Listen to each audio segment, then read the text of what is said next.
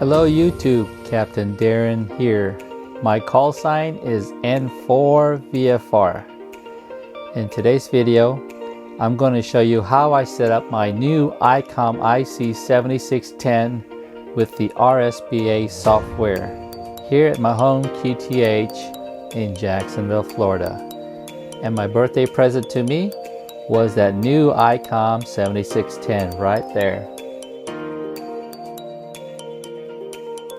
For those of you that are following me on my channel, the reason why I got the Icom 7610 was that here at this location I don't have a Windows computer. It's all iMac or a MacBook Pro right there. And so that I wanted to be able to remote control my radio from my QTH here in Jacksonville, Florida. So that's why I got the Icom 7610. Oh yeah, and by the way, it's right here behind me. The Icom 7610 has a built-in server which doesn't require you to have a Windows computer. So that's another reason why I purchased that computer, or I purchased the Icom 7610. And if you're wondering, I still do have that Yaesu FTDX 101MP. It's just right behind me, but I just don't have another antenna. So that's why you're not seeing any kind of signal on the radio itself. No signal. I just turned it on for visual display. I have no space in this Radio Shack. It's actually my bedroom. There you go. You got the sneak peek of my bedroom Radio Shack. Okay, let's take a look at this settings. We want to go to Menu, Set, Connectors, Modulation Input. Data off modulation. It's defaulted to mic USB. There is a LAN selection there, but you want to keep it as mic USB.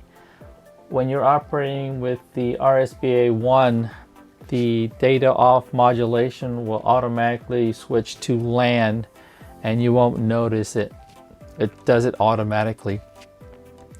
Data mod 1, 2, and 3, those are for future inputs, but I'm not going to mess with that right now. Okay, we're going to back out of there. We're going to go to USB send keying.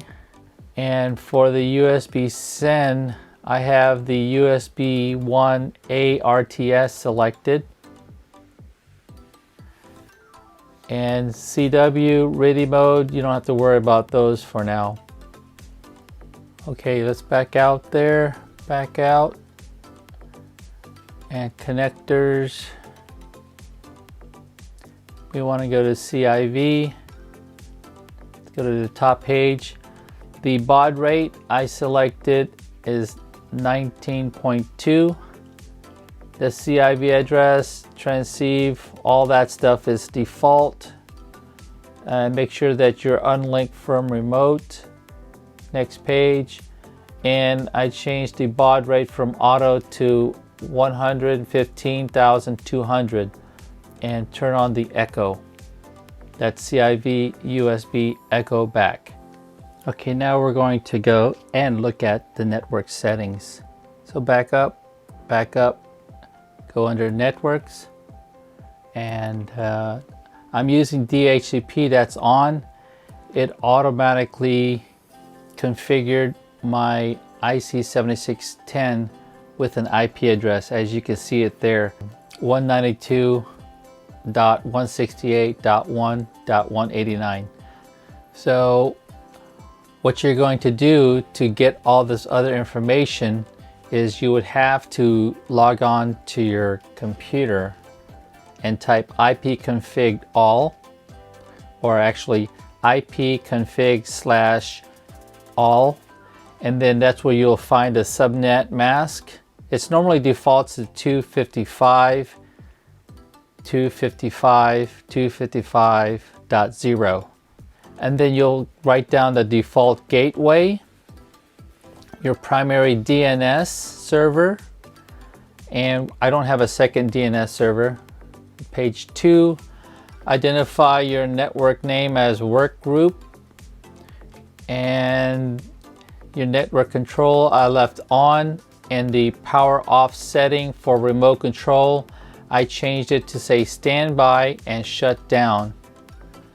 And your UDP ports 50,001, 50,002, and 50,003 is all default. Nothing to change there. My internet access is, instead of fiber optics, I chose the ADSL and cable TV. And you want to identify your network user, 1. So I used my call sign and I created a password and I made myself as an administrator. You have also a second network user if you want to apply that for someone to access your IC7610. And I didn't change the network radio name. I left it default as Icom 7610. From here, I'm going to shut off the radio. And you want to go standby for remote control if you're going to use the RSBA1. If you selected shutdown, you won't be able to turn on your radio remotely. And while that's turned off, as you notice, you will see the pulsating light on the power button. That's to indicate that you are in a standby mode. Okay, now you want to see if you're connected to the network or the internet. Let's turn on the radio.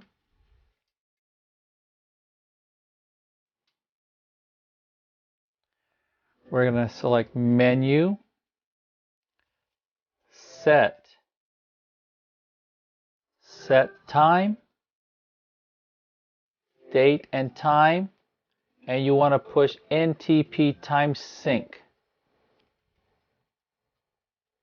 And it shows time sync is completed, so we are connected to the internet. Once your Icom RSBA1 is loaded, the first thing we're going to click is the Icom remote utility. Just double click on that.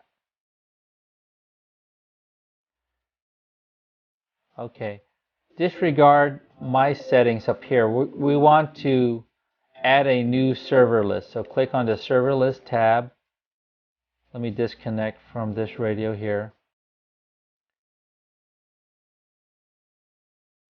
Okay, we want to click add, and the IP address that you saw on the radio, you want to put that in there. In my case, it's 192.168.1.189. Next, type in your username and password. Okay, once you successfully added it, we want to label the server with a unique name. In my case, I'm going to label it as IC7610, and I like to label it as LAN, stands for Local Area Network, and click Finish. So there it is. It's already connected. The next step is go to your radio list. The Icom 7610 is right here. Let's take a look at the settings. Alright. Click on the recommended. Because I'm operating on the local area network, I'm going to leave that selected. Click next. And then yes. Okay. It's very important to select a COM port. So on the virtual COM port setting, select any COM port. In my case, I want to select 59 and select your speakers and your microphone input. Click OK. Now we're going to highlight the radio and connect.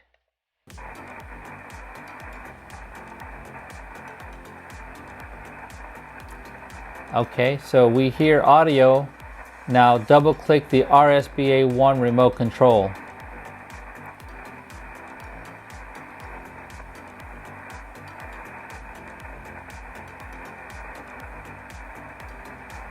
Voila, there it is.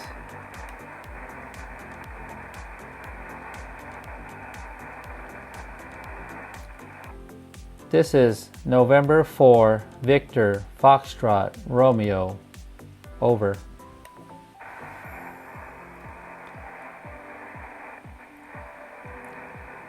All right, it's all set up. So in this case, I have main volume on the left side. I can control my volume, and the sub volume on the right side. So I have dual watch activated.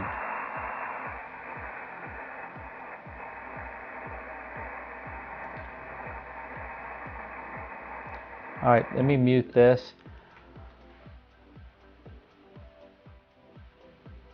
Okay, let me show you something else. Let me minimize this.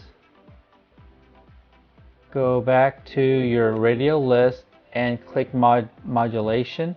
You want to ensure that mic is selected. Click close. And then let's go back to the RSBA1 remote control software.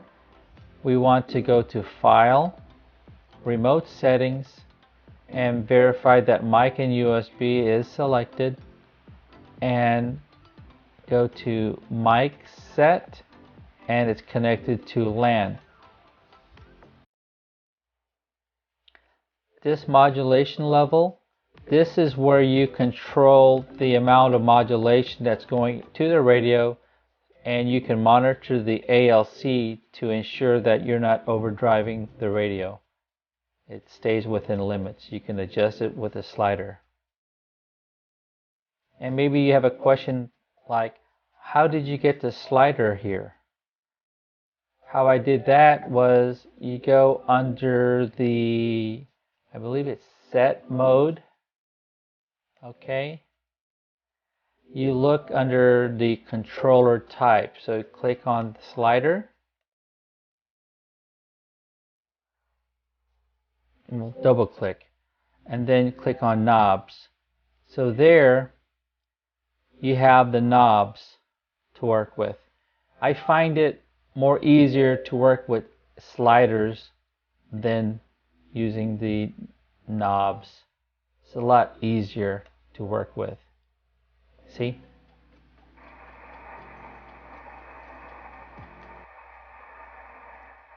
Okay, I'm going to exit from this software. I'm going to disconnect. Wow. I did all this within maybe a couple hours, and I had to do it right away after I opened the box of my Icom 7600, because tomorrow I fly back to Dallas and I want to be able to utilize the Icom 7610 remotely when I'm overnighting at the hotels. There you have it. My new Icom 7610 is now working remotely with the RSBA1 software from my home QTH.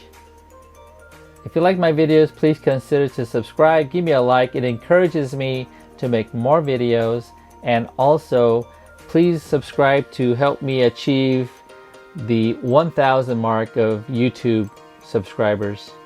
My name is Captain Darren, and my call sign is N4VFR.